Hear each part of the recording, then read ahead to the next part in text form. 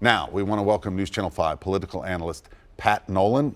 Been through a few of these elections. Quite a few. Thank you, Pat, for being with us. Glad to be here. Quite again. Election day is like Christmas for me. That's right. We always appreciate your perspective. You told me just a little bit ago you've been doing this for us since 1979. Is that all? You are a trusted voice here, of course.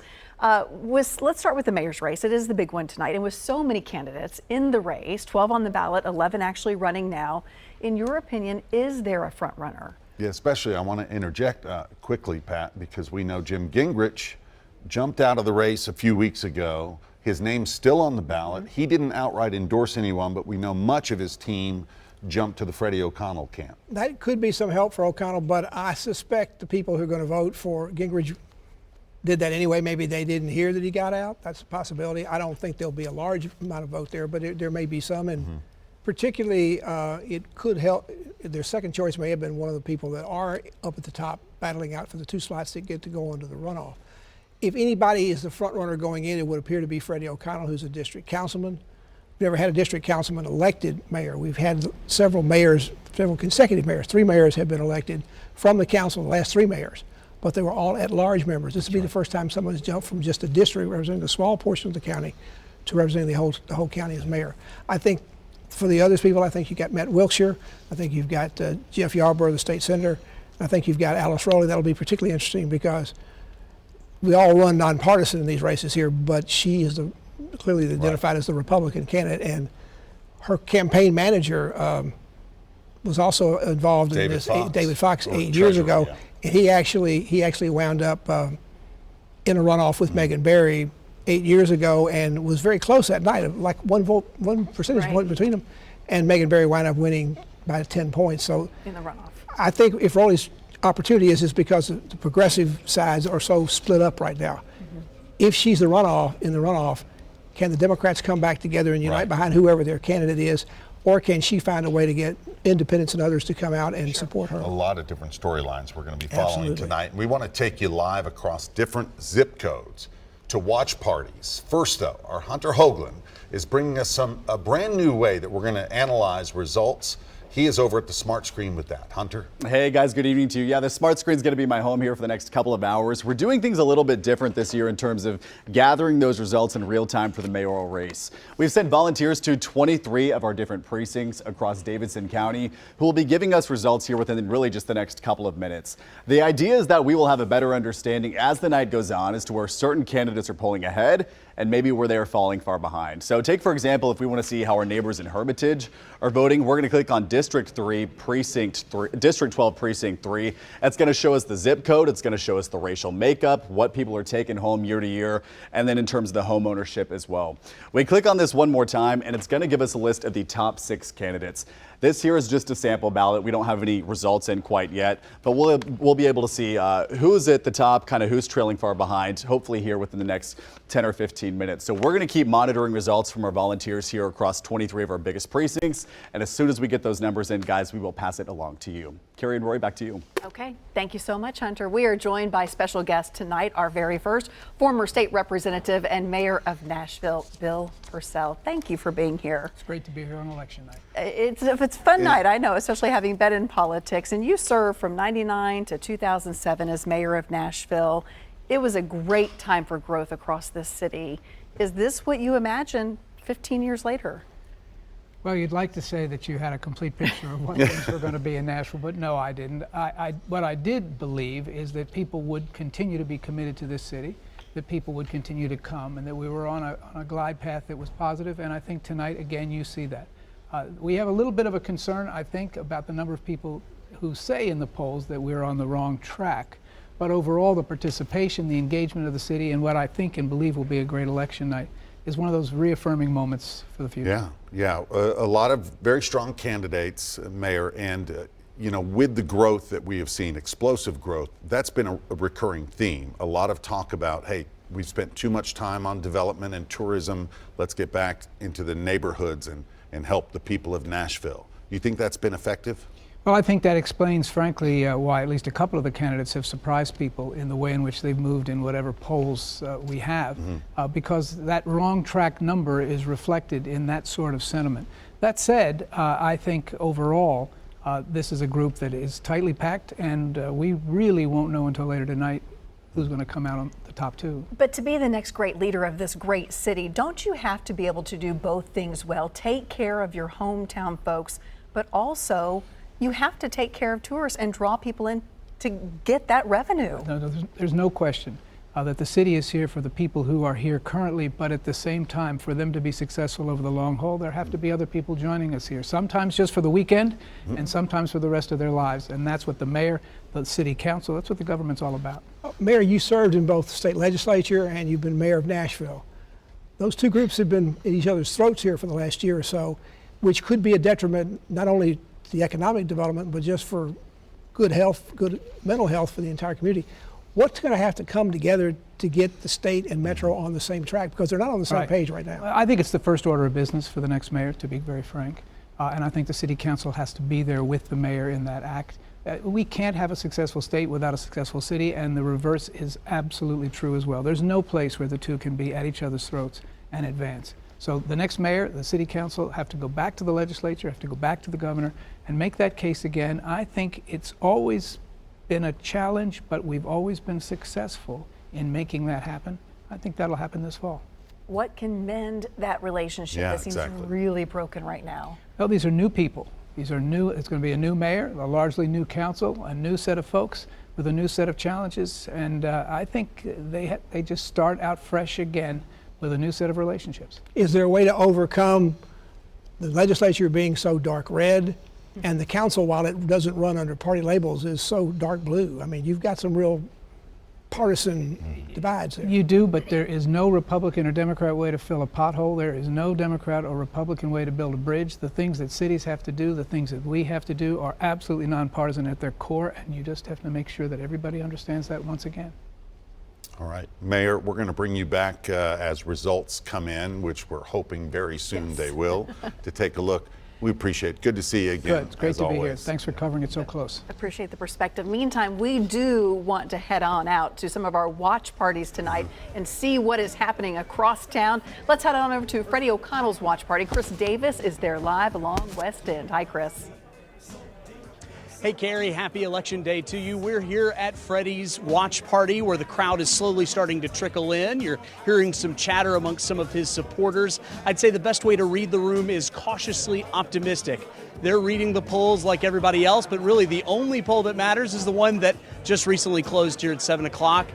I think it's worth mentioning, though, O'Connell has been in this race. He was the very first candidate to declare his candidacy for mayor, even long before John Cooper announced he wasn't going to run for re-election. That happened back in April of last year, so he's been at this for quite a while. It's kind of crazy to think that tonight he will find out whether or not his campaign continues on or if it ends here at this watch party.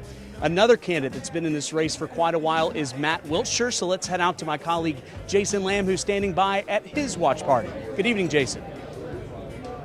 Hey, good evening, Chris. Same story here. Some volunteers and staff members continue to trickle in. We're out in West Nashville at Sweats right now. That's the location for Matt Wiltshire's party. We are told that he's going to be here at about 7:15, about 3 minutes from right now. That's according to a press release his campaign sent out earlier today.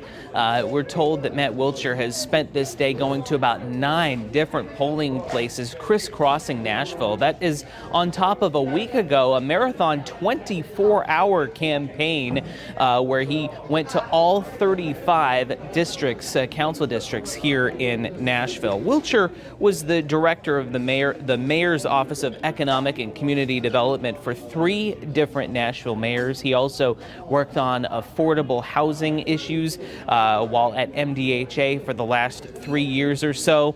Looking at fundraising numbers through last week, Wiltshire has raised the most out of all the candidates in the race, topping out at more than $2 million. Of all the candidates remaining in the race, he's also loaned himself the most money, as through last week, almost $800,000. But will that money translate into votes? Everyone here will be looking to find that out in just a few minutes. Let's head over to my colleague Kelsey Gibbs, who's over at the Alice Rowley campaign. Kelsey, how are things looking over there? Hey, Jason. Yeah, everyone is starting to make their way inside. We're at Coco's Italian Market here at their event center here in Nashville, where Alice Rowley and her campaign staff are having a watch party. We see the mayoral candidate. She's already made her way inside, shaking hands and greeting her supporters. Now, as we know, the Republican business leader is taking a big chance in a Democratic city, and she believes she can do it. Nashville voters typically vote Democrat, but Rowley is gaining the votes of Nashville conservatives. Recent polling shows Rowley either is in second place or close to it. We're talking a very thin margin between three candidates for second place. Only the top two candidates advance to a runoff, which we have said before is set for September 14.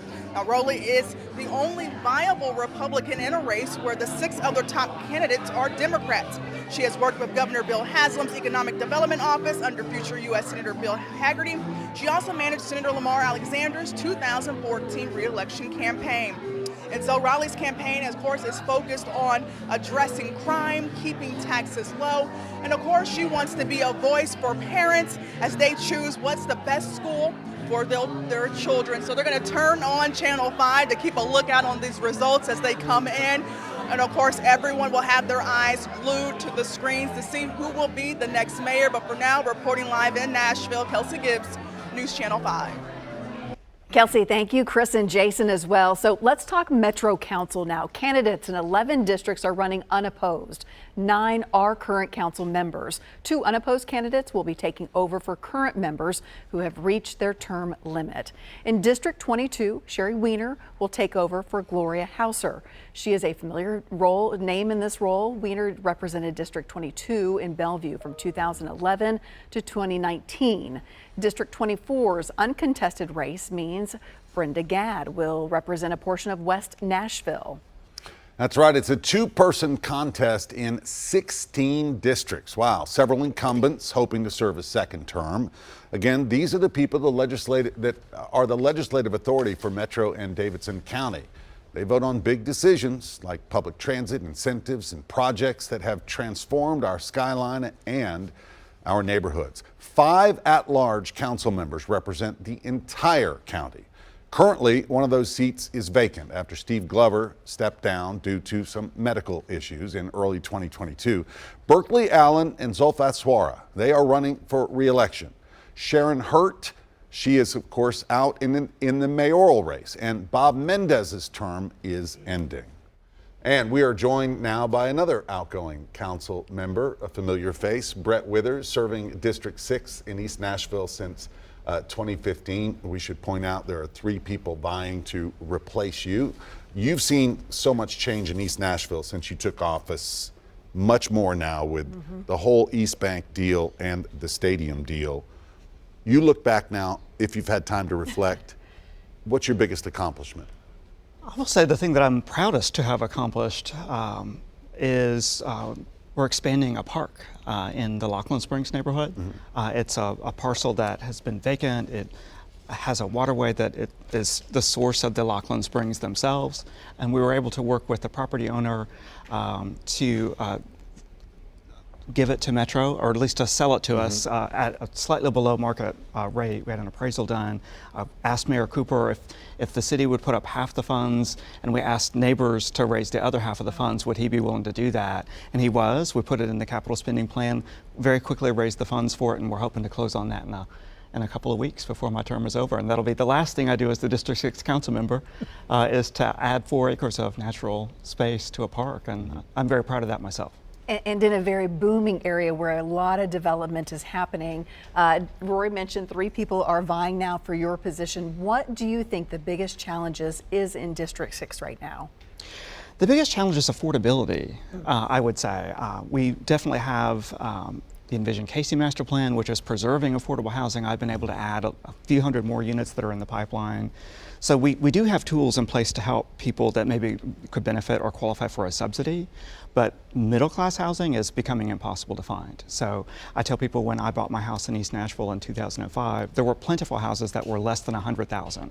They were fixer-uppers, but you could get into that market at different price points. And today there are fewer and fewer that are on the market for less than $1 million. So that is a real issue for people who don't income qualify for subsidies. What a change. But you have professionals with advanced degrees who cannot afford to move into East Nashville anymore, and that's very different. Councilman, when you talk about people running for office for the council, they probably focus on, well, what am I going to do about the stadium? What am I going to do about taxes? But the real thing that will get a councilman beat if they don't handle it well is land use. You have sponsored the council's planning and zoning committee where you look at all the zoning bills coming in. If council members don't handle that correctly, if the neighbors don't feel like they've been treated fairly, that'll get them beat faster than voting for any kind of tax increase or any kind of stadium. That's true, but I think really at the end of the day, people elect a council member to be responsive to their calls and emails and service requests. Even though council doesn't usually handle them directly, we can provide information to them about who to contact about it. We can follow up and escalate things to get them resolved. And really, I've seen very controversial zoning bills pass, and the council member gets reelected because they provide good constituent services. So that's a really, really important part of the role that I think most people don't think about. And most people don't think about the fact that the district councilman can pretty well decide this bill's going to pass on a zone change and this one may not. Mm-hmm. What are your plans now? I mean, so many, you're not running for mayor or an at-large seat. Not running for mayor. No, that's right. That's right. What's next? I'm not sure. I've been involved in the community for many years. Before running for council, I've got a lot of really good relationships with a lot of folks in town. The one thing I think I would miss the most is working with Metro employees. We have so many really dedicated Metro employees. So I'm sure that I'll find something here pretty soon after take a couple days off, turn my phone off for a few days, and then I'll see what opportunities arise then. Real quick before our break, are you optimistic when you see this slate of new candidates coming in about the future and the leadership of this growing city? I am for folks who are running for council. I do think that the confusion about or uncertainty about whether or not there was going to be an election, I think that really hindered a lot of people from deciding to run. I think we probably would have had more candidates, frankly, if we hadn't had that action from the state earlier on in the year. And so I think we might have had actually more candidates and maybe more for people who are doing canvassing. They would have had more time to talk to voters, to learn what voters want, because a lot of campaigns really hit pause until we got a court decision, and that wasn't that long ago. So their time that they've been able to spend speaking to voters has been compressed by that state action. And because of the going from 40 to 20, are we staying at 40? And Sure. right now we're going to stay at 40. That makes sense. Yeah. Thank you. Yeah. Thank you for joining us. We appreciate Thank you so much for having me. All right, we're going to take a break. Some numbers we're told, some results are now trickling in. We're going to get to those when our election coverage continues after this.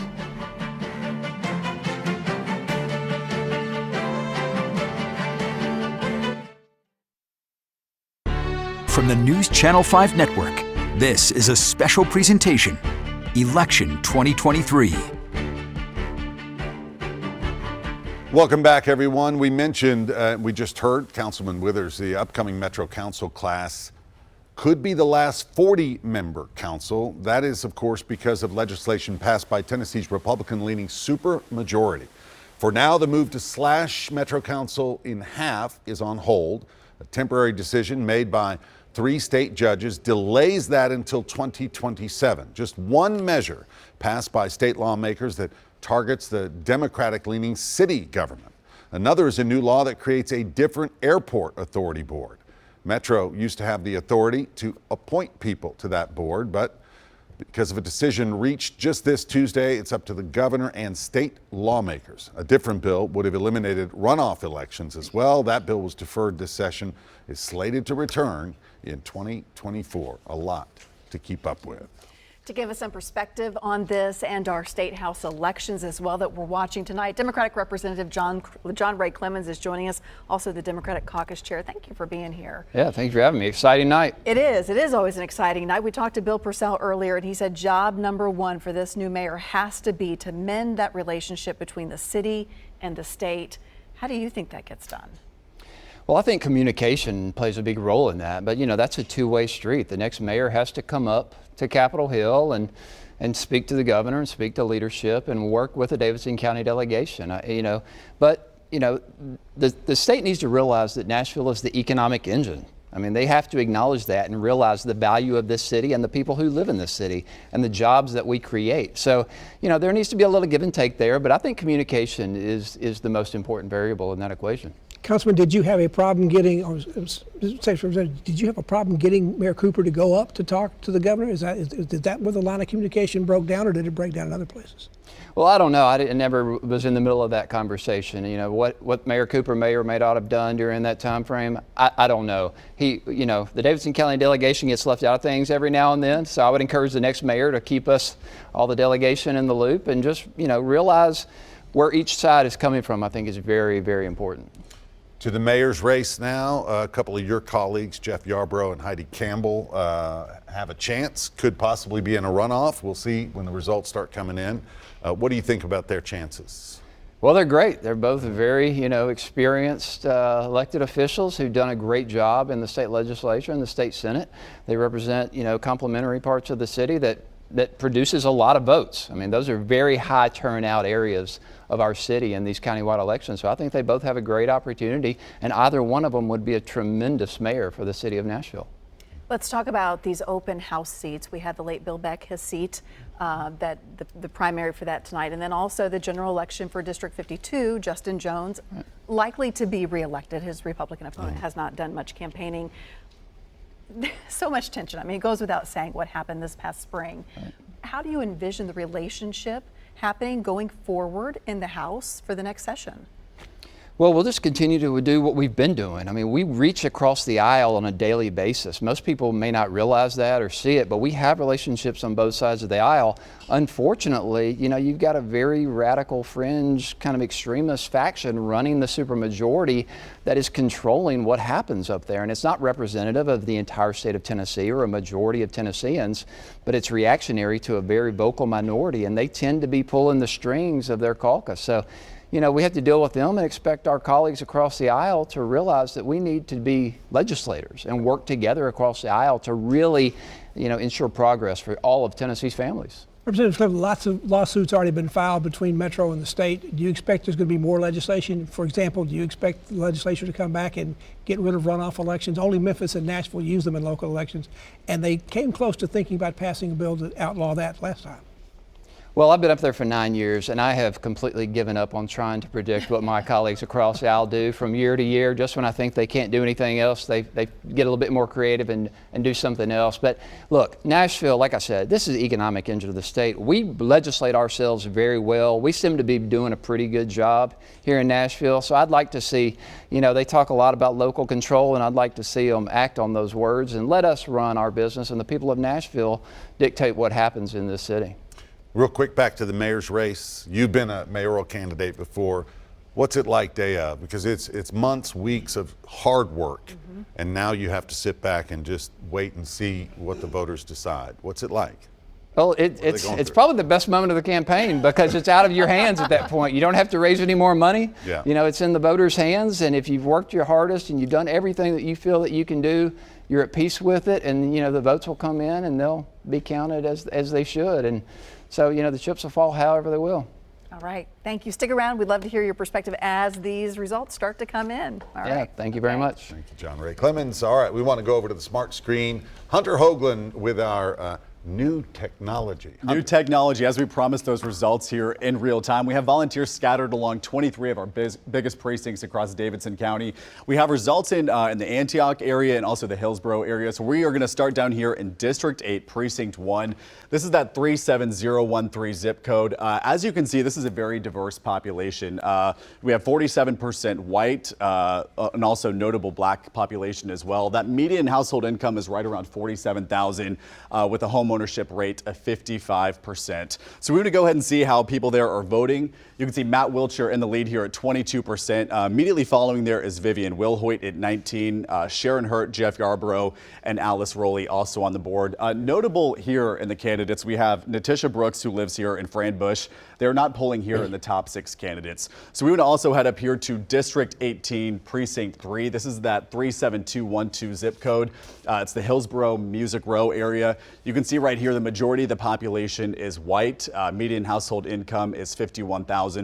What's noticeable about this area is it's sandwiched in between some younger voters here who are renters in that downtown area and also that more established community down by Green Hills. Again, mostly white. We have a low rate of home ownership, which means there's also a lot of renters in this area.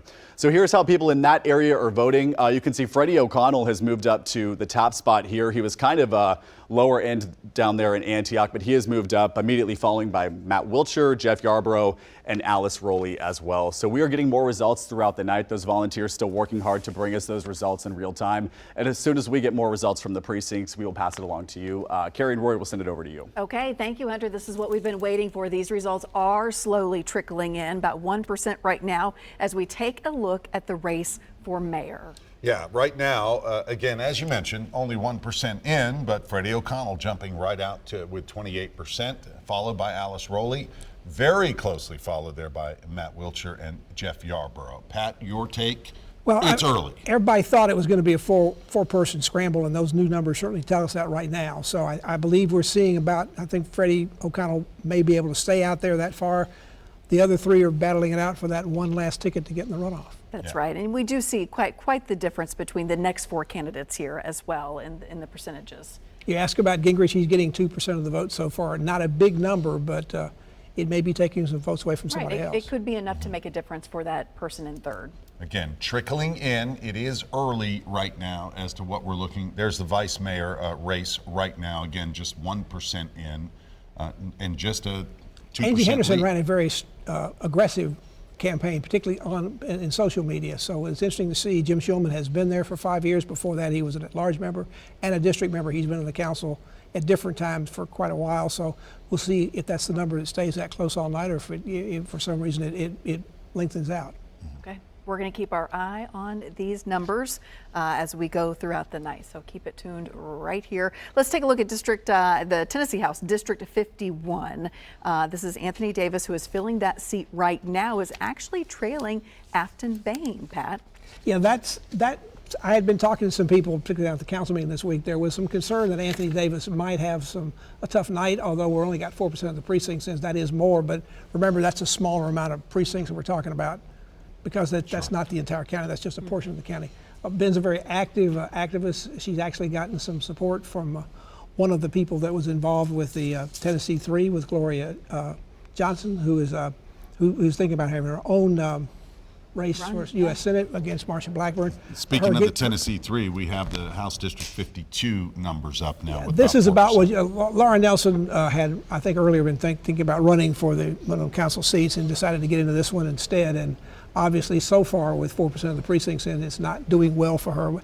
This is a pretty heavily Democratic district, so I expect Justin Jones, particularly after what happened with him being expelled and the sort of circumstances around that, he'll be reelected resoundingly. All right, we'll keep track of these numbers as they come in. That's right.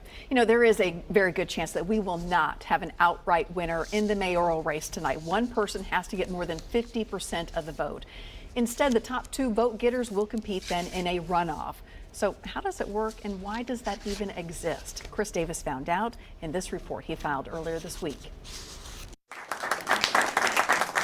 There aren't many certainties in Nashville politics, except perhaps this. 99.9%, maybe more than that. Political analyst Pat Nolan is all but certain there will be a runoff in the mayoral election. Doesn't appear any chance at all that anybody's going to be 50% plus one vote. 50% is what a single candidate needs to win the general and avoid a runoff, but not with this many candidates in the race. Which begs the question, why does Nashville have a nonpartisan race that often leads to a runoff? It turns out the answer is found back in Nashville history. Everything goes back to the charter. Historian David Ewing says our current election system dates back to the moment 60 years ago when the Nashville city limit sign went down and the Metro Nashville sign went up. The authors of the Metro Charter specifically wanted the runoff in there because they felt a election between the top two candidates would give us the best candidates. And the practice has remained in place ever since. Otherwise, you get these races with 5, 6, 7 people, and the person who wins gets 20% of the vote. Do you want your mayor that only got 20% of the vote in the last election? Pat says you may start seeing some of the frontrunners pulling back from spending to save some money for the runoff. They have to be careful. I don't think they can actually start taking contributions for the runoff unless they're in the runoff. but they may hold some money back, which they can then transfer over. If we get the runoff, that sets up another near certainty in Nashville politics. Whoever the top two are, the money will come in. Chris Davis, News Channel 5. Thank you, Chris. Now, in the 61-year history of mayoral runoffs in Metro Nashville, there have been 7. In 1966 and 1971, Beverly Briley came out on top. Bill Boner beat out Phil Bredesen in 1987 and the largest voter turnout in Nashville mayoral history. The 1999 runoff ended in a Bill Purcell victory. In 2007, voters chose Carl Dean over Bob Clement. The next runoff election went to Megan Barry, and John Cooper was voted into office over incumbent David Briley. Pat, you found that no one who finished second in the first election went on to win in that runoff. That's right. And some of those, when they started out the runoff, they were appointed. The Megan Barry race in 2015, she was only a point ahead of David Fox, and yet she pulled out by 10 points. The same thing sort of happened also to Carl Dean when he beat Bob Clement. That was a very close race. In fact, Howard Gentry was the third place finisher, and he was one of the very few votes of actually passing Clement to be in it. So these races can change quite a bit, and sometimes they're already more or less decided anyway. And John Cooper had a big lead after 2019, and it only got bigger in the runoff because he went up to 70% of the vote, the first time a Metro mayor had ever been defeated for re-election. And it makes sense. We have such a large field now. Sometimes it can be hard to differentiate the candidates, but when you narrow it down to 2, you can really start to see their differences. Yeah, if people could make up their mind because they thought the field was too big, right. They only have 2 to choose from now. So if they don't want to choose now, they don't like anybody, I guess. At least nobody in the field. We want to show you some more results that are coming in. We mentioned 21 candidates vying for these 5 at-large seats.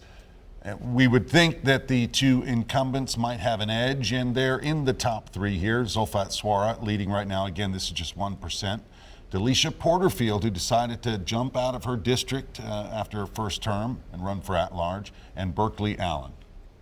Yeah, I think most people thought, and of course, again, we're dealing off of 1% precincts, so that's not a very big subtotal of the whole county. But Zulfat Swara did very well last time.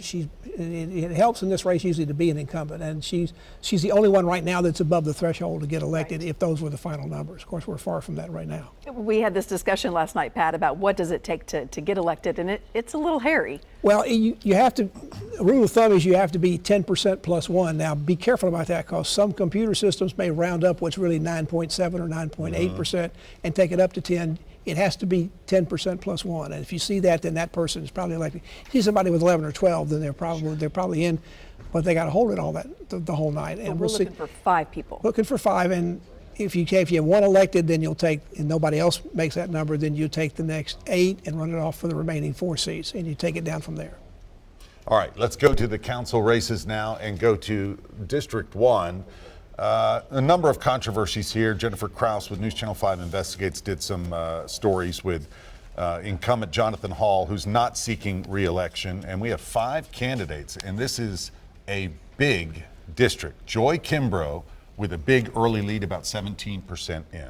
Yeah, this is Whites Creek, Bordeaux, and Joelton sort of fighting it out almost every time to do this. Now, the Kimbrough name is she's a criminal defense attorney, but her family's been well known across the county for a number of years. She also loaned her campaign $15,000, so that probably helped give her a financial advantage over just about anybody else in the field. Yeah, far behind Ruby Baker. Yeah, she's run several times Harris, before, yeah. but has never been able to quite get through. This could have been her chance, but probably at this point not because of that big lead. If that holds up in the rest of the precincts, and I see in District 4 we're up to at least 20% of the precincts reporting, so we're beginning to get some numbers that begin and perhaps show where things are. This will be a new member of council. That's right, Robert Swope, term limited yes and years. no. She was the council member before. Sure. Before Slope, so she actually. Assuming Tibet Blaylock, you're talking about. Yes, Yeah. she's ahead there. She was the same. She was a council member there from 2011 to 2019. So she's actually trying to come back after being out for 2 terms. District 5 we're looking at right now, that's that Dickerson Road area, East Nashville, a little bit of the East Bank there. Incumbent Sean Parker leading the way right now with 79% of the vote, with 17% of the precincts reporting. We're going to keep moving on here.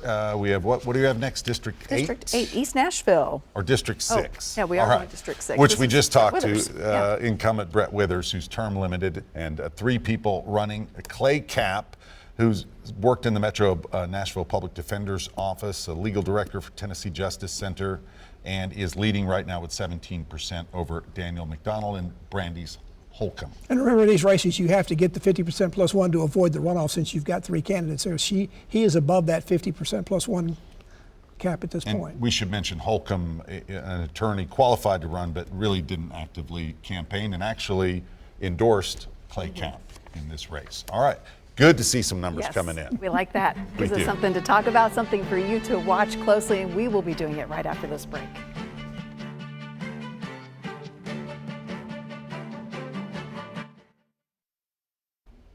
Welcome back to our election night coverage, everyone. We want to welcome outgoing District 17 Councilmember Colby Sledge.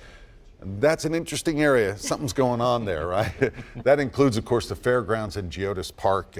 You've been there for 2 terms, term limited. We got 3 candidates running in District 17. We're going to look at the results so far, but want to ask you, what do you think? Have you thought back what your biggest accomplishment has been? So much growth and so much activity in that district. Absolutely. It's been an incredibly vibrant district, but it faced a lot of challenges with this growth too.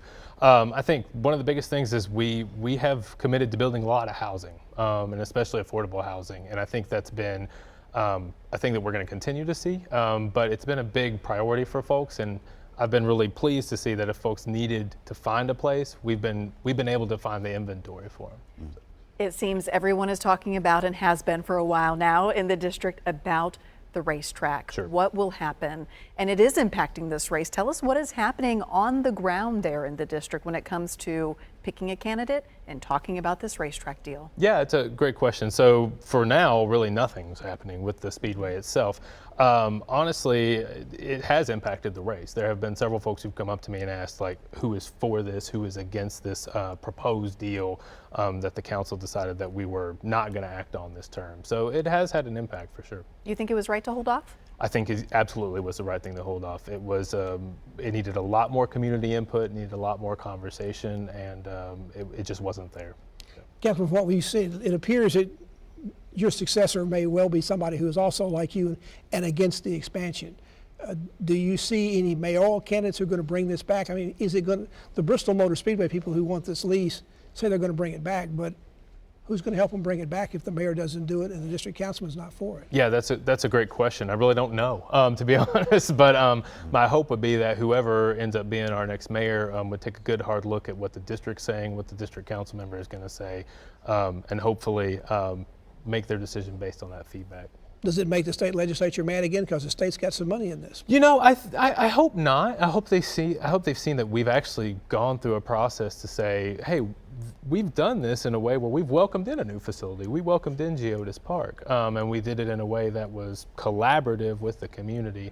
My hope is that they'll see that and say, look, if you want our money, you'll have to go through the same kind of process. Don't want to harp on this subject, but it's an important one. It's made headlines, and we know it's kind of kicking the can down the road for now. Do you think that Bristol Motor Speedway has acted in good faith and they've come back with changes to their plan? They say they have listened and talked with various groups in the Urban League. They want to do the right thing and try to commit to this and also tell neighbors we're going to do everything the right way. Yeah, I have to say no. I mean, and that's not based on my opinion. That's based on the results that you see out there. Every neighborhood association and group that surrounds the Speedway wrote a letter against this proposal. And when we had a public hearing a few weeks ago over at Geodis Park about this issue, several neighbors said that they were disappointed with the lack of communication that they received from Bristol. So that's from the community. I try to take that in and act accordingly. There's still time to work out something better, right? Oh, for sure. There needs to be going to have to. Yeah. Right. Mm-hmm. Yeah. Speaking of your district, actually, we have some other results that we want to show. Results. Yeah, let's get to the big Stay race with us for here. just a second. Don't go anywhere. We'd love to hear your perspective on this. Things have not really changed too much here. Freddie O'Connell leading with 28% of the vote right now, still with just 1% of the precincts reporting. That's why things haven't changed. 18% That's only about a 300 vote lead for Alice Rowley over Matt Wilshire, because he's going to start focusing more and more away maybe from who's in first place, but who's between second and third, because there's only 2 tickets. So that race right now is very, very close. And again, we're hoping to update these numbers as more precincts report. All right, let's go into the districts now. Pull those up, and that is District 17. And right now, Terry Vo leading with about 13%. Does this surprise you? No, not at all. I think for those who know, I endorse Terry Vo. Terry has been a great neighborhood leader in the Chestnut Hill neighborhood. We've worked very closely together over the years, and Terry's, the great thing about Terry is she listens, she takes in everything she can, she does her homework, and then she acts. And I think that's what this district's looking for. And I feel really confident in the results tonight. That's a number high enough to be elected outright tonight. That's right. Okay, now we're on to District 4. Again, let's go back there. Not a lot of change here. Devette Blaylock, who has been a council member before, still leading here with 43% of the vote, but 20% of the precincts now. But she's below, that would be a runoff right now between the top two because nobody's above 50%. Yeah. Colby, before you leave, just one last question for you. The next mayor of Nashville, what do you think Nashville needs going forward? Nashville's going to need a mayor who's focused on housing, focused on transportation, and focused on just making sure that we can all come home at night and say, you know what, I love living here. Yeah. And the mayor has a huge role in that, and so we're going to need to see that. Thank you for joining us. Absolutely, thanks. Appreciate it. And right now we want to go over to Hunter at the Smart Screen. Hunter, what do you have? More results continue to pour in tonight from 23 of our largest districts. We're getting word from Belle Meade, Donaldson, and Goodlettsville. We're going to check those out here in just a second. I do want to go ahead and just make mention that we are noticing very strong numbers already for Alice Rowley and Freddie O'Connell. So we are going to start down here in District 23, Precinct 4. This is that 37205 zip code. We're talking about West End, Westmead, and Bellevue. You see it right here, this 94% white population. This is one of the whitest neighborhoods that we have in Nashville, really second only to Green Hills, Jolton, and that fact. You have a very high median household income at $81,000, high home ownership rate as well at 64%. Not much different from its neighbor over here in Green Hills, other than the fact that there are some more renters in this area. So here is how District 23, Precinct 4 is voting tonight. You can see Alice Rowley here at the top with 35% of the vote. Immediately following is Freddie O'Connell at 24%, and Matt Wiltshire there trailing there at 18%. We also mentioned Donaldson results are in as well. That's District 15, Precinct 1. We're talking about that 37214 zip code. Still majority of the population is white. It's in that same area as Old Hickory, Hermitage. Median household income just shy of $50,000. High home ownership rate at $61,000. It's similar to Hermitage in the fact that in this area there is a growing Hispanic population, so worth noting there as well. Kind of a copy and paste from what we just saw in terms of those election results as well. You're going to see the similar rank right here, right? Alice Rowley still leading our leaderboard at 33%, followed by Freddie at 26 and Matt Wiltshire at 12. And lastly, we want to come up here to District 10, Precinct 4. This is that 37072 zip code, and we're talking about Goodlettsville. Another very white neighborhood, 83% of the population. Pretty okay median income at $53,000, high home ownership rate at $64,000. And it has its own mayor, it has its own town council, so you may see people here in this area who identify more as Goodlettsville rather than Nashville. Similar voting results as well. Alice Rowley leading the leaderboard at 32%, followed by Freddie at 17 and Matt Wiltshire at 15. So we are getting results continuing out through our 23 of the biggest precincts. And as soon as we get more numbers, guys, we will cut back into you. Carrie and Rory will send it over to you.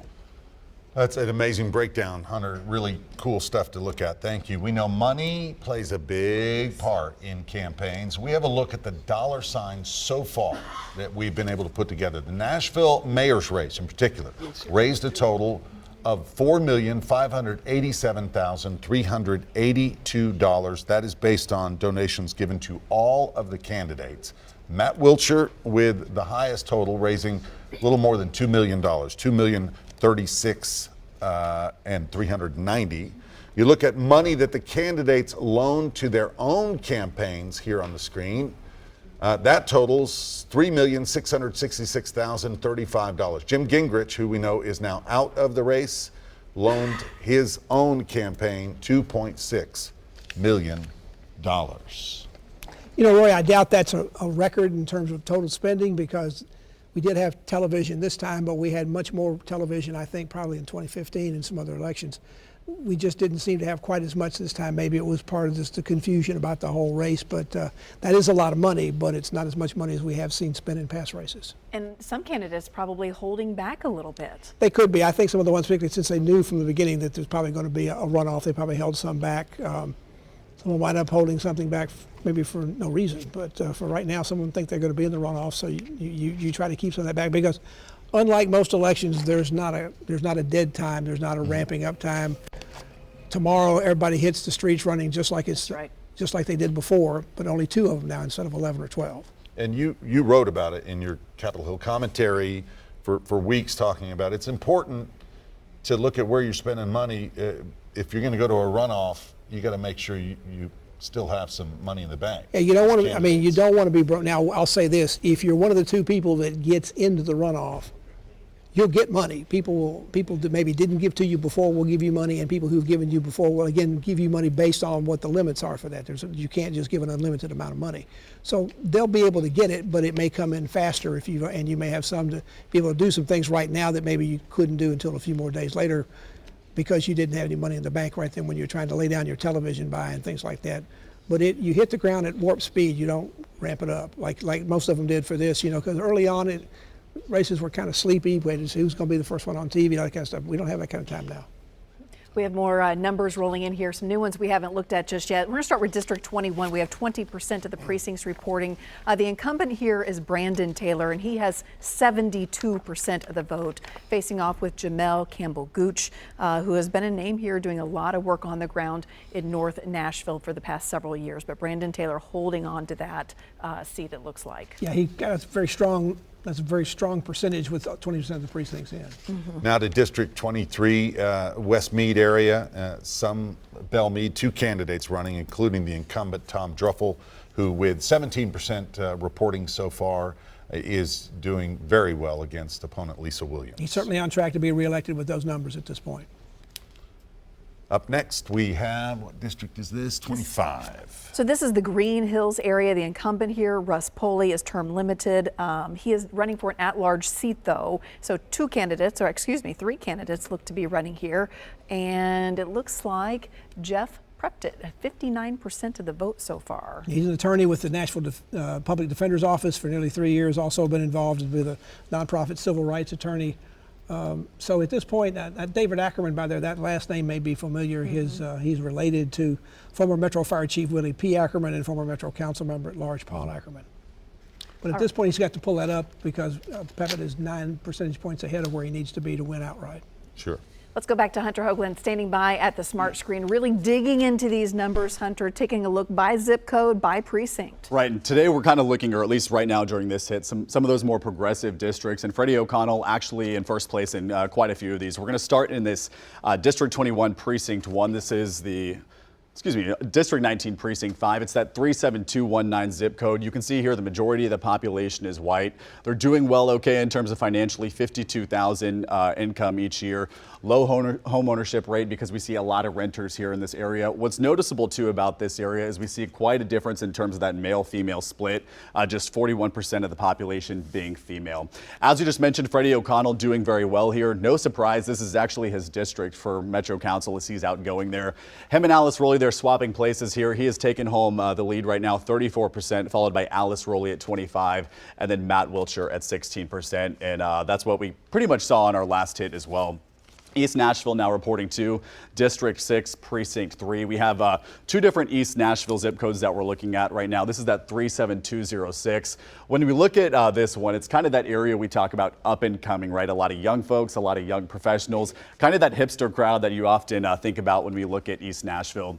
The majority of the population is 54% white, and it's really gentrified lately from kind of this working class to more of a single young professionals. We see a lot of those tall, white, skinny homes in that area, which has caused those property values to skyrocket.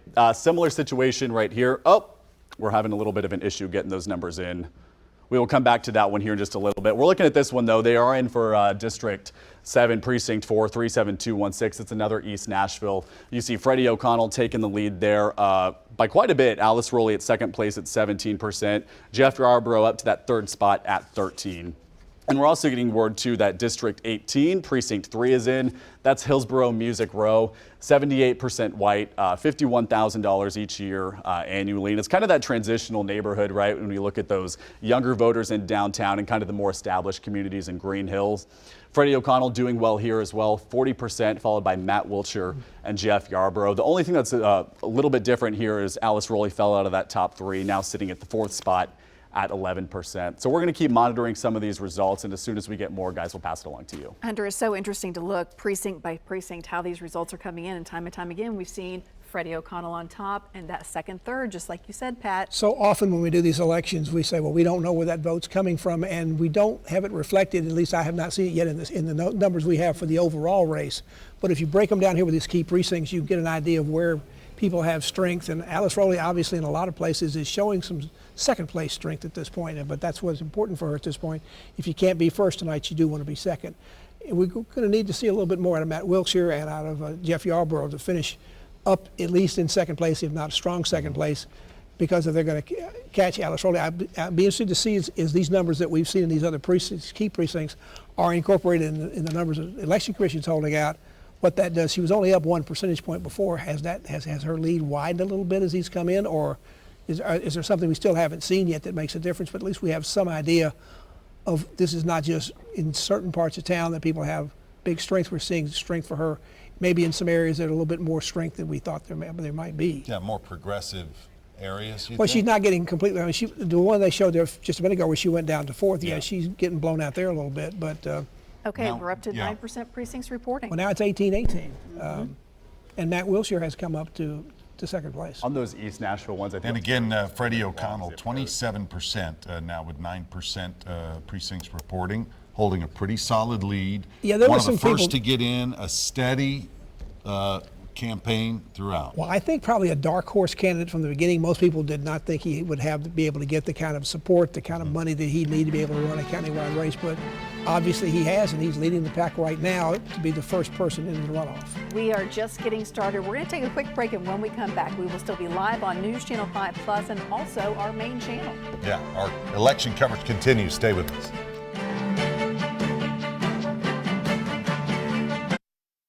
You waited in line to make your voice heard. And before long, the results will be known. From the News Channel 5 Network, this is a special presentation. Election 2023. Nashville goes to the polls. You have seen the ads and debates, received the mailers and text messages. Now it is up to the people of Davidson County to decide who will be Metro Nashville's new leaders. We really appreciate you joining us tonight. I'm Carrie Sharp.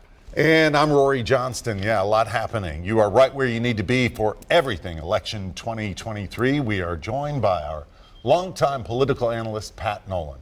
Over the next hour, we are going to bring results, special guests, and analysis that you'll only get right here on News Channel 5. And we are getting more results in just as the minutes tick by here. Despite the wet weather, it really was a smooth process for voters today. That's according to poll workers. As our coverage continues, you will see results scrolling on the bottom of your screen. Check them out. We do have numbers coming in. All right, let's get to what we're watching on the ballot for you tonight. Looking at state representatives, first of all, we do have a special Democratic primary for House District 51. That follows the sudden death of well-known and well-liked Representative Bill Beck. That happened in early June. Metro Council appointed Anthony Davis to serve in the interim, but tonight he is battling fellow Democrat Afton Bain. The winner will take on Republican David Hoeven in the general election next month. And there are a look at some of those numbers there we showed you on the screen. Hoeven, by the way, running unopposed in the Republican primary tonight. Now we look at general election tonight in House District 52. Yeah, which includes parts of Donaldson and also Priest Lake. This comes after Democrat Justin Jones was expelled from the State House this spring, but just days later reinstated by the Metro Council. This is the first time Jones will have a Republican challenger. However, that challenger has not done a lot of campaigning, named Laura Nelson, relatively unknown, doesn't have a lot of online presence. That is clearly reflected in the vote tonight. Now, the victor here will serve for the rest of the term, which is through 2024. Now, along with those special elections in District 51 and also District 52, the city is choosing Metro Council members tonight. There are 24 contested races here. There's a lot at stake. These men and women make decisions on the future of our city, and this could be the last 40-member Metro Council before the state slashes it to just 20. 21 people are vying for 5 at-large council seats. Instead of representing a district, these 5 represent the entire county. The top contenders will go to a September runoff. If someone were to get 10% tonight of the vote, they are automatically in. Also on the ballot, vice mayor tonight, Jim Schulman, the incumbent, wants to keep his position, which he has held for 5 years. And of course, our biggest focus tonight, Nashville's next mayor. Current mayor, John Cooper, won't seek a second term. And as you see, it's a crowded field of candidates. 12 on the ballot, but really 11 because one, Jim Gingrich, dropped out about 2 weeks ago. An outright winner tonight, well, they'd need to get more than 50% of the vote. That is unlikely. So we will go in 6 weeks to a runoff election. The top 2 vote getters face off September 14th. All right. Once again, we want to welcome our political analyst, Pat Nolan, and we are keeping a close eye on these numbers. Still about 9% in the mayor's race overall, and we've seen some breakdowns through some of the precincts as well. Freddie O'Connell, I think people thought he would be the front runner tonight, not enough to get elected, but enough to be the first person in the runoff, and he is in a strong position of that right now. Again, though, we only have about 10% of the precincts in, so lots of vote yet to come in and be counted. Alice Rowley, the potential Republican candidate, is second, although she appears to be very closely with, I think there's a difference there of less about than 300. Yeah. Yes, that's right, about 300 votes. That's about what it was before in terms of difference. Some of the numbers we've seen from some of the other precincts that we picked out in each zip code seem to show her having some strength in some other areas, at least leading in the key precincts that we had in some cases, or in some cases running second. So there's going to have to be some changes about that. And there we see the rest of the field. Again, still early. Some of these candidates could grow their percentage. Heidi Campbell at 8%. And now we go to vice mayor, and still with 9% in. This is close. This difference is about what it was before in terms of being about 2%, but we're now up to, again, 10% of the precinct. So that's where it started. That we don't know exactly, again, particularly where these numbers are coming. So, but we'll have to see how it goes across it. Henderson has run a very strong online campaign in particular, and so far she's hanging tough with the incumbent. Yeah.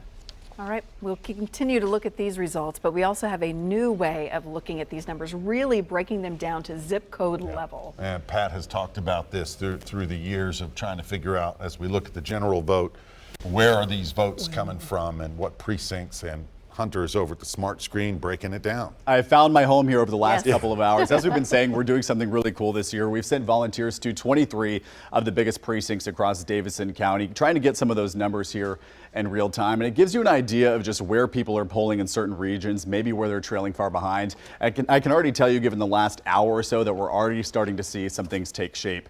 We want to head up here to Old Hickory. This is District 11, Precinct 1. It's part of that white middle class that stretches from Jolton all the way to Hermitage. You have a large number of white voters here, at 88% of the population being white. That median household income is north of $50,000, so they're doing okay there. $57,000, very high rate of home ownership at 76%. We're going to see how people there are voting.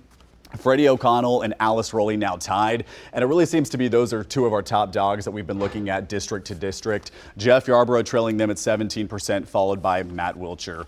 We're also getting results here from District 4, Precinct 2. This is in the Tusculum, South Nashville area. That's that zip code 37211. It covers a lot of area, right? It's super diverse, so it can be a little bit hard to draw some conclusions from. This area also includes Nolensville Pike, and worth noting here, a sizable Hispanic population. Numbers, though, pretty average, 61% white, about $43,000 that people are taking home annually, with a home ownership rate of 44%. Here's how people are voting there. Alice Rowley doing extremely well here, clean and chop, 40% there, followed by Matt Wiltshire at 17%. Freddie O'Connell's dropped a little bit at 15%, followed by Heidi Campbell and Jeff Yarborough. So, guys, it seems like things are starting to take shape just a little bit. We're going to keep monitoring these districts, and as soon as we get more results, we'll pass it along to you. Good stuff. Yeah. All right. Former Mayor Bill Purcell is staying with us and is back with us here at the desk because we want to get your take so far, what you've seen. Well, I think actually these numbers are tracking the polls that we were uncertain about as we came into this election day. I don't see that the undecideds broke one way or another. Obviously, there's still some more votes to get in, but at the moment, this is to some extent what the pollsters were expecting, which is surprising given how many times the pollsters have been wrong in the last several years. And so few polls with margin of errors, so you had to kind of take them with a grain of salt and wait to see. But obviously, Freddie O'Connell has the name recognition, started early, very early, and has just kind of been steady and has built a good ground campaign, fundraising, and it's doing well for him so far. Well, and at this moment, I think Pat would agree, the two people that are running ahead are two of the people that were most critical of where the city is and has been going. And that comes at a time when we have these high wrong track numbers among the polling responses that we've received. Sure. 65% of the people saying the city's on the wrong track. And these two leaders in their campaigns appealed to that particular sentiment. It's one thing to say, I believe that we're on the right track. It's another thing to get in there and try to reverse that trend. What do you think the next mayor is going to have to do to really make a difference, to kind of bring people on board? Well, the first thing is going to be in this runoff. And in this runoff, people are going to have to show a positive message. At this point, people can respond to negatives, but in this runoff, when you're really deciding who your mayor is going to be, you have to tell people where you're going to be, how you're going to get there, and why it's going to be better for them. Mayor, the race for second and third is pretty close. Are we going to be here for a while tonight? Because if it stays that close all the way through the rest of the polling coming in, we may be looking for a recount, at least for that part of the vote. I think it could go very late tonight. I think it could be a while before we know about the at-larges. But Pat, you've been sitting here since 1979, so this is nothing for you. You have done one of these runoffs before. I have. You talked a little bit about the messaging. What is the advantage for the voter in a runoff? I mean, this is kind of a peculiar thing that Davidson County does. Good or bad, do you think? I think it's absolutely critical to the success that we've had as a city. This is a time when people really have a chance to look with intensity at two campaigns that are putting everything they have into it. It's compressed, it's compact, and they're going to focus. And when you get out of that month, and as you see in the results that we've had on the board here tonight, people are together as a city. The numbers typically have been much higher in the runoff because people decide, and they decide hard, and then we move ahead. And by the way, as we look here, we're still holding at 9% precincts in, so not a big change here in these numbers. But as soon as we get them updated, of course, we will show you. I want to show you the vice mayor race as well. And once we get through these, and there it is. And we're holding steady here. Jim Schulman has been in some sort of office in representing Nashville for a long time, whether it be a council member, the vice mayor position for the last 5 years, Pat. But this is really close. Are you surprised? Well, Jim's always had a little bit of a problem sometimes getting his vote out. A couple of races he's been close, but he usually pulls it out in the end. But Angie Henderson has been very, very strong. She's running very strong, particularly social media. She didn't do television. She didn't. She had some out. She had some signs, but she didn't do any TV or radio or anything like that. But again, we're looking at talking about this with 10% of the precincts. We don't know where these precincts are coming from, so there could be some changes there. Depending on what part of town this came from, it could make a difference for how the race is going to be. But I think Jim thought he had a race on his hands, and he does. No, I think he does. She's a very appealing candidate, and frankly, I think Nashville has had a preference in the last 20 years to diversifying the makeup of its representation, and I don't think we can underestimate the interest of Nashville in having women in office, and that's a good thing. There's only been one woman serve as vice mayor, and that was Diane Neighbors. That's right. But our city council now is almost precisely representative on a gender basis. Yes, 20 and 20. Yes. Yeah. Thank you, Mayor. We Thank you. appreciate We it. appreciate your time and perspective tonight. It's really invaluable. Well, thanks for caring so much. Another quick break, everybody. We'll be back right after this.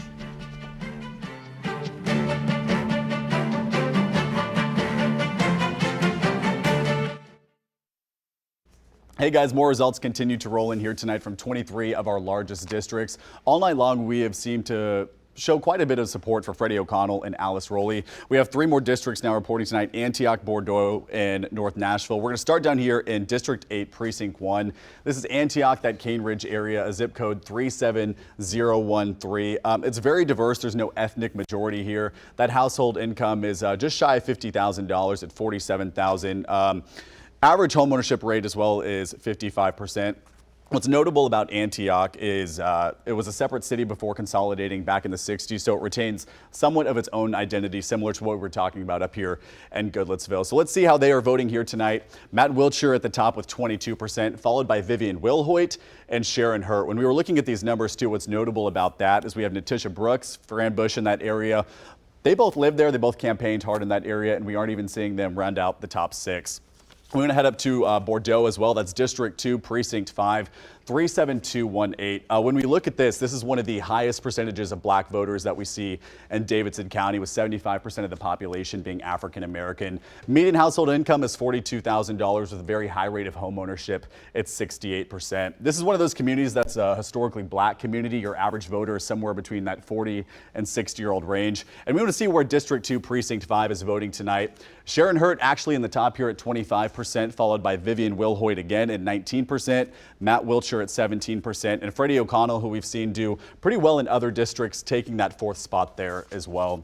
As we talked about, North Nashville is reporting tonight too. That's District 21, Precinct 4, 37208. This is the highest concentration of black voters that we have here. 86% African American, a very low median income. This is one of the most impoverished areas that we see at $22,000 each year household income. Low rate of home ownership as well at 31%. When we see how they're voting, Freddie O'Connell doing very well here at 34%, followed by Sharon Hurt at 21%. And 19 for Matt Wiltshire. So certainly we're starting to see some trends, guys, but it's interesting as we look district to district to see where different candidates all shake out. Good stuff, Hunter. Thanks. Real quick, let's go back to the mayoral race, and look at this. We jumped from 9% of the precincts reporting now to a third, 32%. What's your take here? Very close again for second place, Pat. It is, but the trend is the same. Freddie O'Connell's been first. Alice Rowley has been second, sometimes very narrowly. In this case, it's by 2%. That race, that lead is still only about 1,000 votes. So there's still lots of precincts to be counted. Jeff Yarborough's been fourth. Wilkshire's been third. So it's staying the same as the numbers come in. It seems to me that, again, that was a big jump, thank goodness, because we were over an hour in, still only had about 10% of the precincts reporting. So hopefully now we'll pick up the pace and have a little bit a better idea exactly where this race is headed. But so far, what started at the beginning has stayed that way ever since. And speaking of that, we do want to check in with Freddie O'Connell's watch party tonight. That's where our own Chris Davis is along West End. Chris, I imagine people are pretty happy there right now. Pretty happy, and I can directly ask the candidate myself. Freddie O'Connell with us here in the hallway outside of the main party area. Councilman O'Connell, how are you feeling about these numbers so far?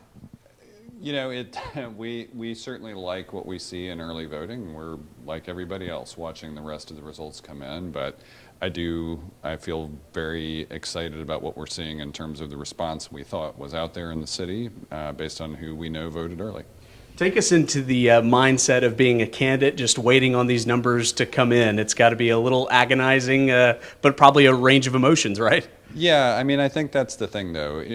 I tell this to people who approach me now about running for office, and I say up front, not only do you have to be prepared to write 2 different speeches on election night, you also have to be prepared for all the different outcomes. And so that means you have to be prepared to win and do the job and what that looks like. And so I think for me, in many ways, I made my peace with tonight over a year ago, because I knew if I got into the race, we had a goal, and politics is one of the toughest things to consider in any regard, because it's winner take all. It's not like, you know, we know we've got some great people running in this race, and we hope that many of them will be involved in the conversation for years to come about how this city grows and prospers and thrives. But yeah, I mean, I think I knew tonight was going to be something aspirational and uncertain,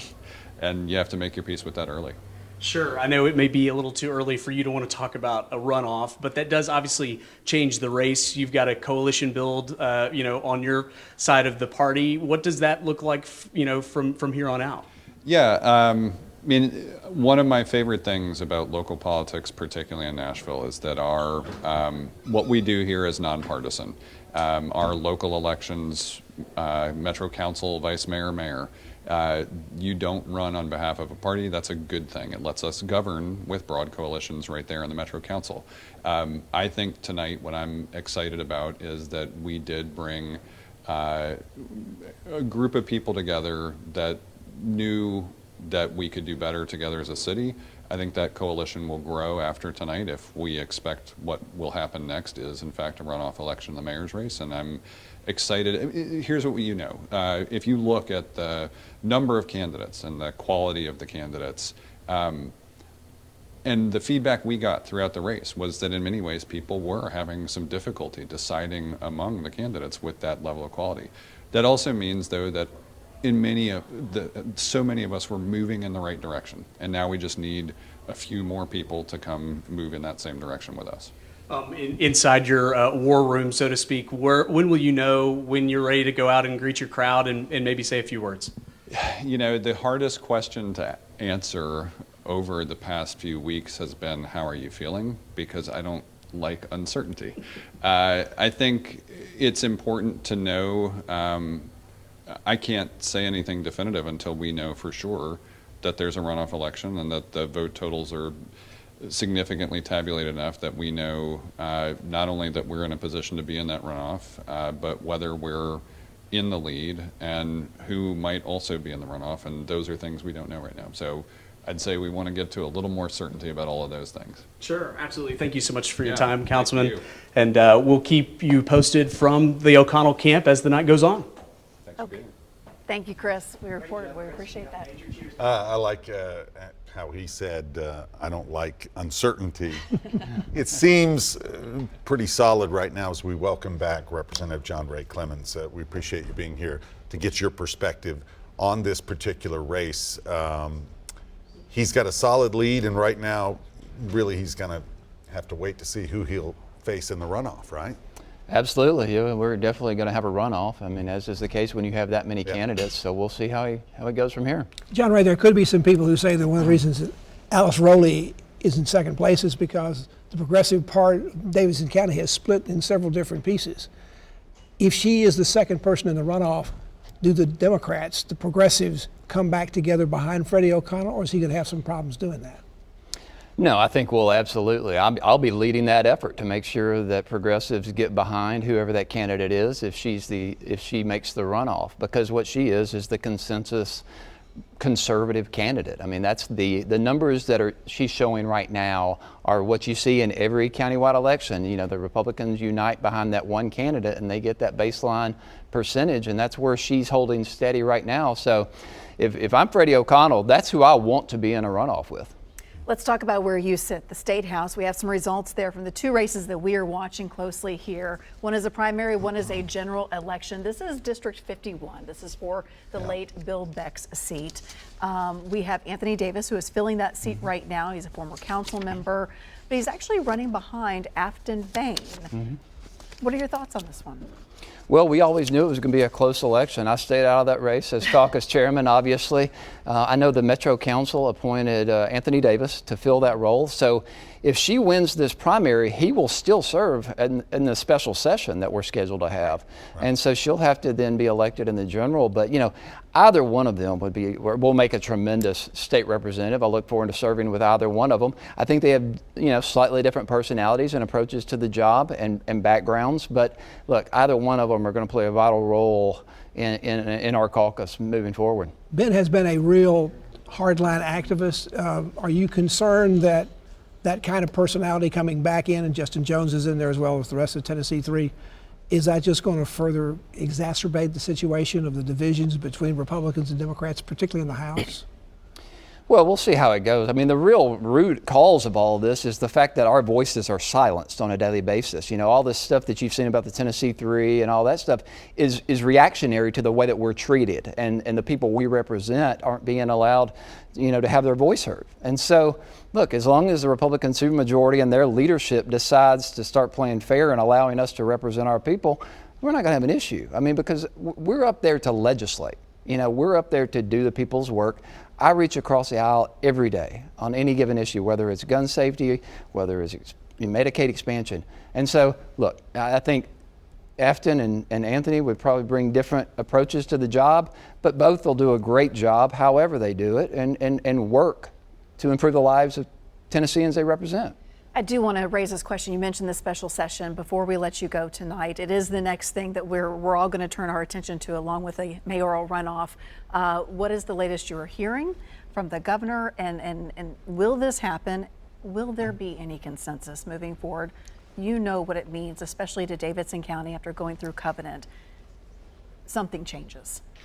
Well, an overwhelming majority of Tennessee want to see substantive action on this issue, and we have to address the root cause of the issue, and that's the firearms. So we need to have some real conversations about gun safety. Right now, those conversations are limited, and as to whether the special session will happen, Governor Bill Lee looked me right in the eye in the executive residence not just 3 weeks ago and told me he was going to call that special session. So I'll hold him to his word. We've yet to see the proclamation or what the language of that proclamation will be, which is, as you know, very important as to what the parameters we'll be able to discuss during that special session. And so we've yet to see that. I'll look forward to receiving it. In the meantime, my colleagues and I, we've invited Governor Lee to join us. We're traveling the state of Tennessee. We're doing a bus tour from Memphis all the way across Tennessee. I've invited my Republican colleagues and the governor to join us. I hope they will.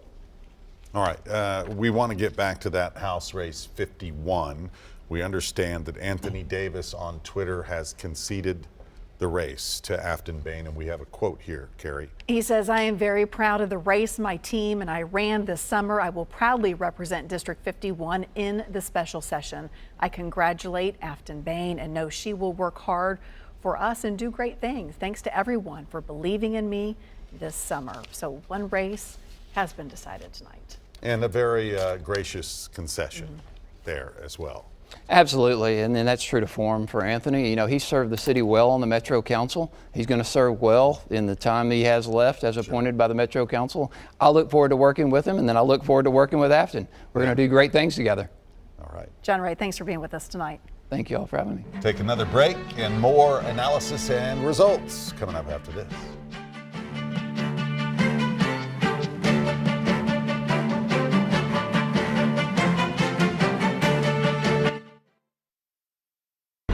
From the News Channel 5 Network, this is a special presentation, Election 2023.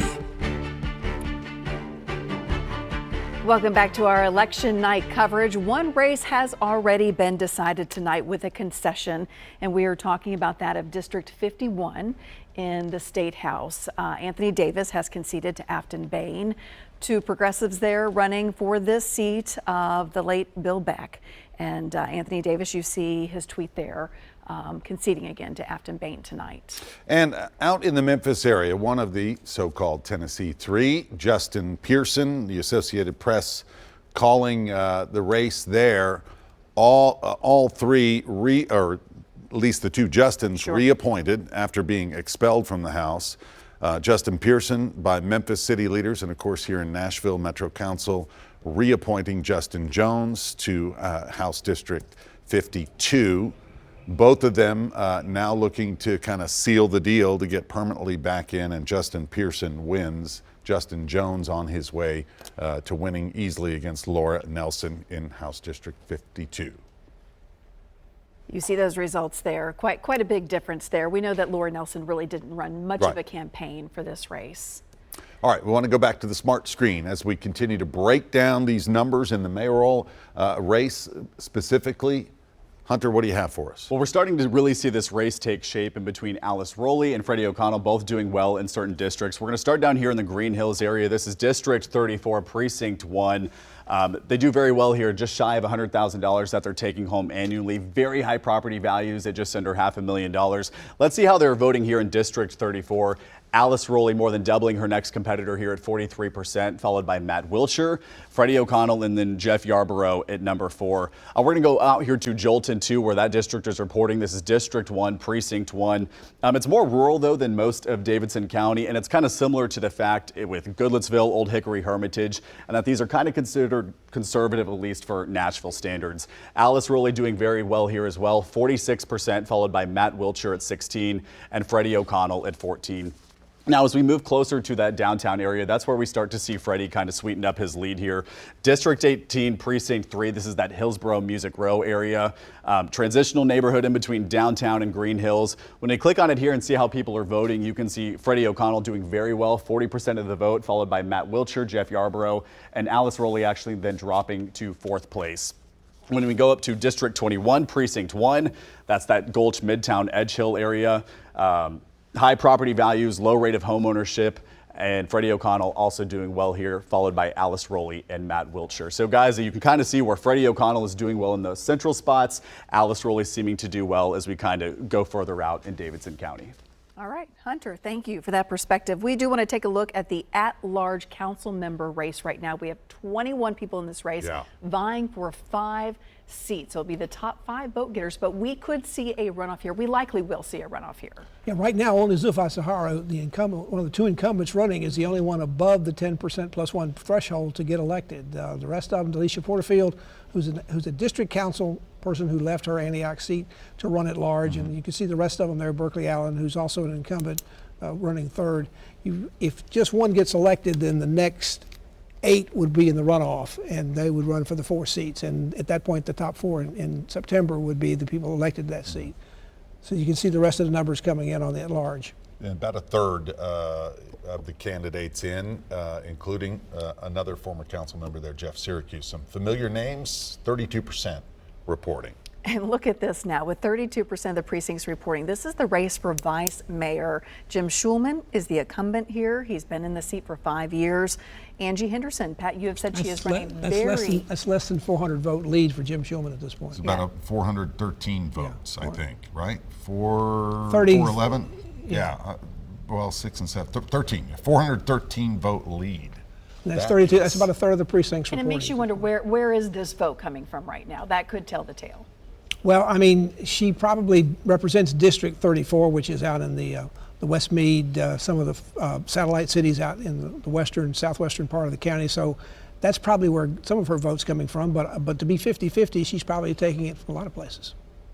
The job of the vice mayor, obviously running, kind of directing and channeling the Metro Council meetings. Presides at the council meetings, appoints the committees, appoints the committee chairs.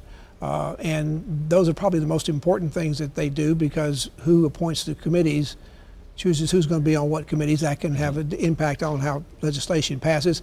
And the chairmanships also are, in some cases, powerful, because committees can't hold up bills like they can at the state legislature, but they can at least defer them for a while. And so that's a pretty important job. All right, District 4 will have a new representative because Robert Swope is term limited. This race has tightened up quite a bit. Blaylock had a pretty good lead early on there with 40% of the precincts, and Mike Cortez has tighter for that. That looks at this point, unless one of them can pull ahead in the remaining 60% of the precincts to come in, we're looking for a runoff between those two on September 14th. And especially interesting since Devette Blaylock has served in the council before from 2011 to 2019, definitely has that name recognition. Yeah, I think so, although it's been 8 years and there are a lot of changes in districts, and so that could have something to do with it as well. But she had a pretty good lead early on, so obviously the vote that's come in since then has favored more Cortez at this point. District 5 is the Dickerson Road area, and Sean Parker, the incumbent, has a big lead there. Go to District 6. We talked to Brett Withers, who's term limited, the councilman there. And look at this race right now. Clay Capp leading Daniel McConnell, again, about a third in. Yeah, and on track to win outright, because at this point you need 50% plus 1, and he's at 56%. So if those numbers hold for the remaining precincts to be counted, and there's still quite a bit, we're only at 33% of the precincts there, Cap would be the next council member. So watch it to see if it winds up going into a runoff. That's a pretty big lead in terms of being in first place. Speaking of big leads, District 7, Emily Benedict is the incumbent here. She's seeking re-election and doing quite well tonight with 87% of the vote so far. Up in the fast-growing Madison area, District 8, East Nashville, incumbent Nancy Van Rees, term limited. We have two candidates here, and it is close. Martez Coleman, a mortgage banker, and Deontay Harrell, real estate agent who served on the beautification board for the city. Look at this. It's 11 votes. Yeah. 11 votes with difference. 60% in. Very, very close there. We're going to have to keep an eye on District 8. And in District 9, this is the Madison area. Tanya Hancock is the incumbent here seeking re-election, 56% of the vote right now. Stephanie Montenegro, obviously the challenger here, she's actually been endorsed by several council members. And that created some tension within the body, I'm told. Hancock thought she's probably going to be running unopposed because Montenegro got in late before the qualifying deadline. And so it was thought that perhaps because of that council support, she might be a little stronger than what she's showing right here. Right now, Hancock, of course, whoever wins that in first place is going to win that because we only got two candidates, so there's going to be a majority for somebody. So right now, she's 6 points ahead of where she needs to be at 50% plus one. Zach Young, the incumbent in District 10, losing right now, or behind with 43% in, to Jennifer Webb. And that would be, this is the first incumbent we've seen tonight, I think, that's been trailing. And Jennifer Webb is years of automotive in dealership. She is part owner of the Bob Frensley Chrysler. Mm-hmm. If you're familiar with the name Frensley in car dealerships in Nashville, she's related to that.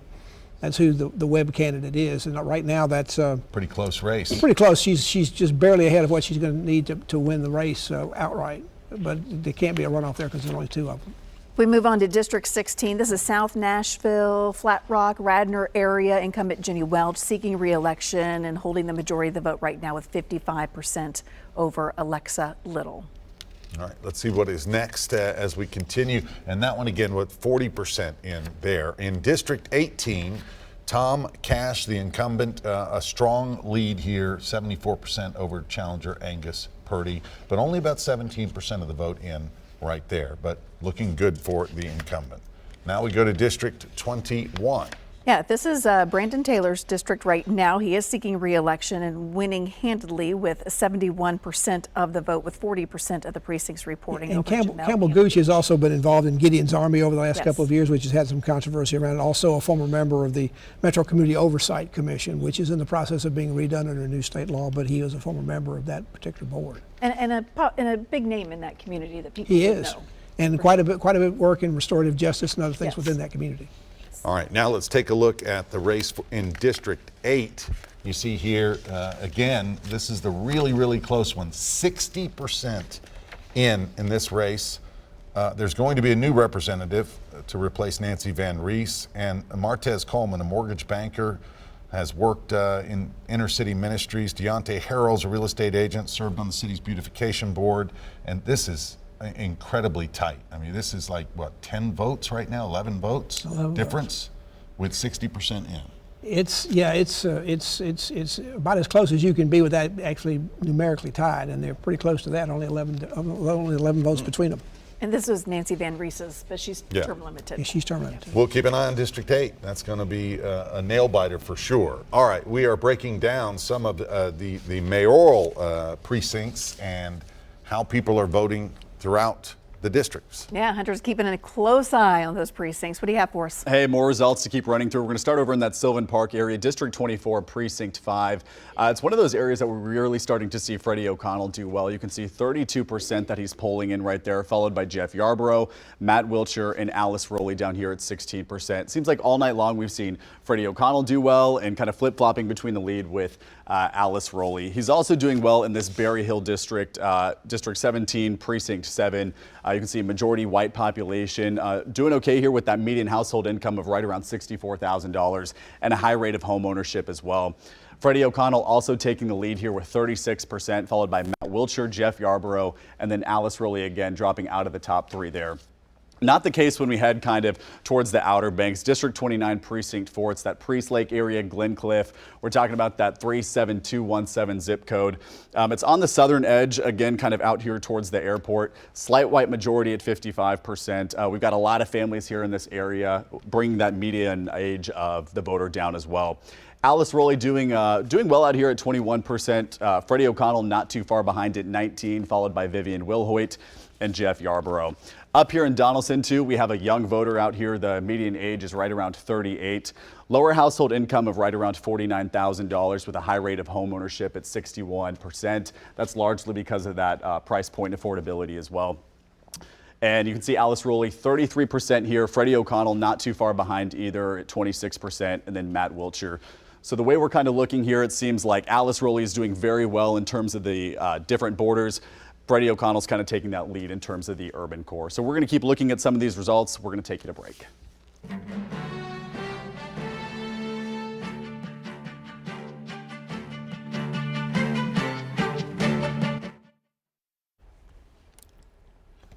All right, welcome back. Our election 2023 coverage continues. The race for mayor, it is an interesting one. We know it's going to go to a runoff. The question is, with Freddie O'Connell leading right now, he's been holding that lead. Who will he face in 6 weeks?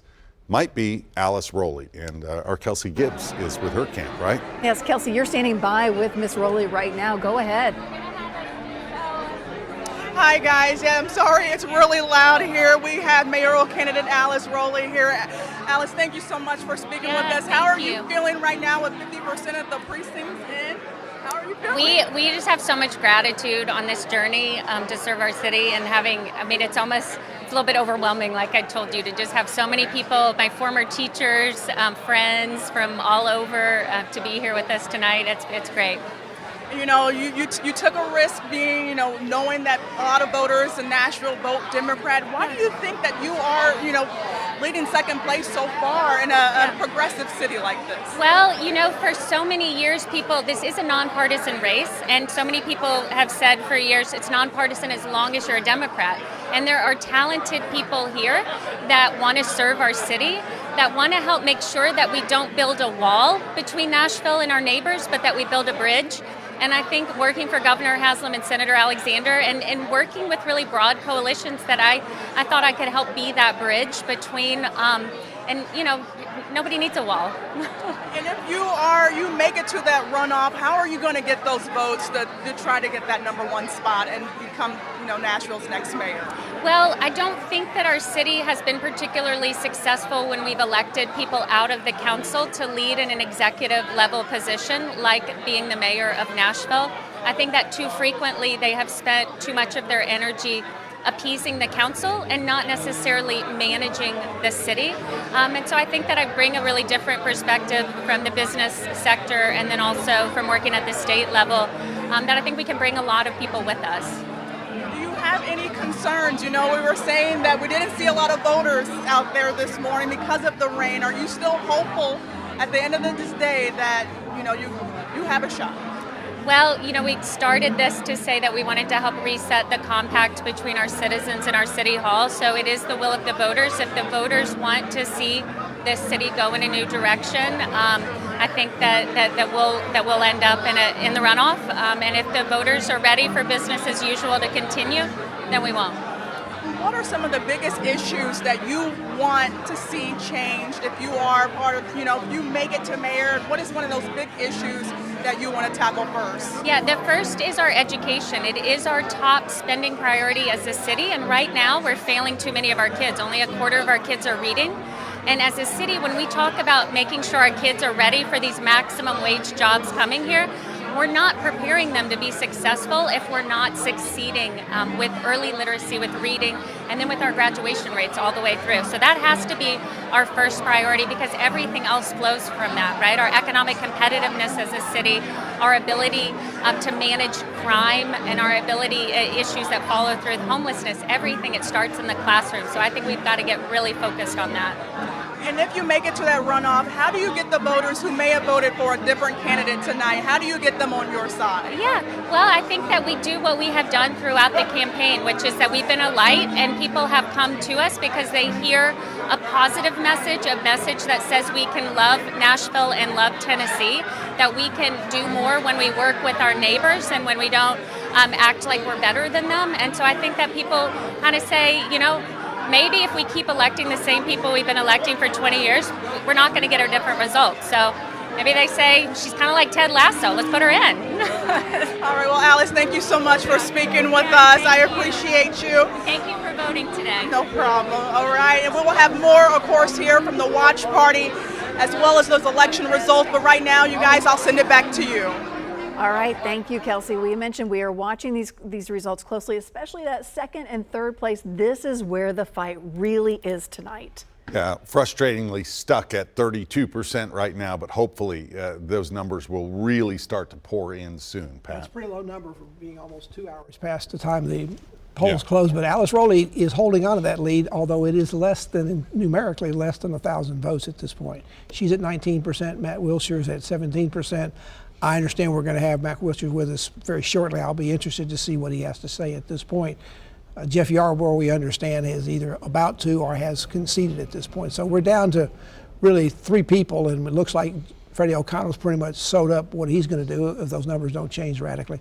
And it's a fight between Alice Rowley and Matt Wilshire for who's going to be in the runoff against him. And concession or not, it really doesn't change the polling numbers tonight. It won't help number 2 or number 3 with their numbers. No. I mean, I think you need to. It is what it is at this point. It's been remarkably the same. I mean, the numbers have changed a little bit. Freddie O'Connell's lead's a little bit bigger than it was before, but the rest of the races, 2, 3, and 4, have been pretty much the same all night. All right, quick break. More results after this.